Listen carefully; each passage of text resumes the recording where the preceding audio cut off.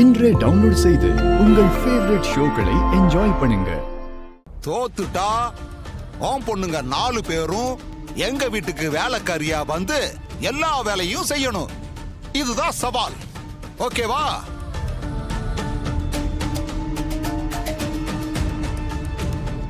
மாமா அக்கா கிட்ட இப்படி ஒரு சவால் விடுவாருன்னு நான் நினைச்சு பார்க்கவே இல்ல. அக்கா வசமா மாட்டிக்கிட்டா. என்ன பண்றான்னு பாப்போம்.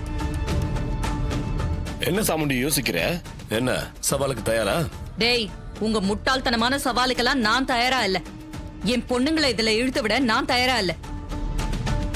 நீ தான் ஜெயிக்க பிறந்தவ மாதிரி வாய்க்கிழிய பேசுறியே, இப்ப ஏன் பயப்படுற?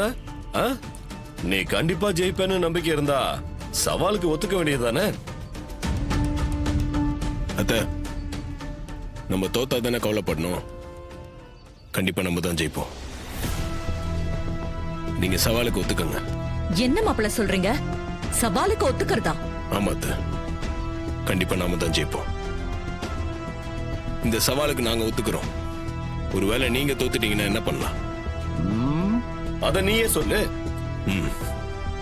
நீ தோத்துட்டனா நீயும் உன் சித்த பொண்ணு எங்க வீட்டுக்கு வேலைக்காரனுங்களா வாங்க.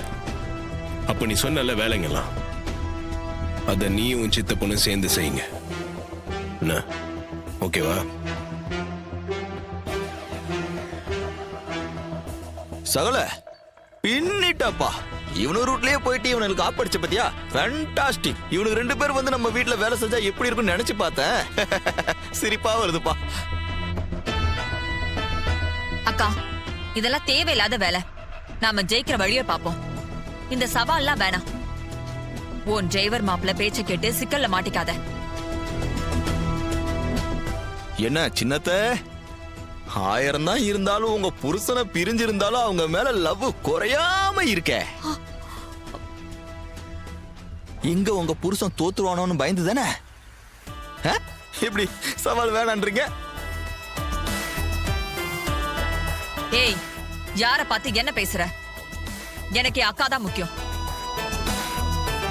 அந்த ஆளு தேவையில்லைன்னு தான் நான் எப்பவோ முடிவு பண்ணி என் அக்கா கிட்ட வந்துட்டேன். எனக்கு என் அக்கா தான் உலகம். அவளை மீறி எதுவுமே இல்ல. அப்ப நீங்களே சொல்லுங்க, எங்க அக்கா தான் ஜெயிப்பாங்கன்னு. எங்க வீட்டுக்கு வந்து முறவாசல் பண்ணுங்கடா முட்டா பசங்களான்னு சொல்லுங்களேன் பாப்போம்.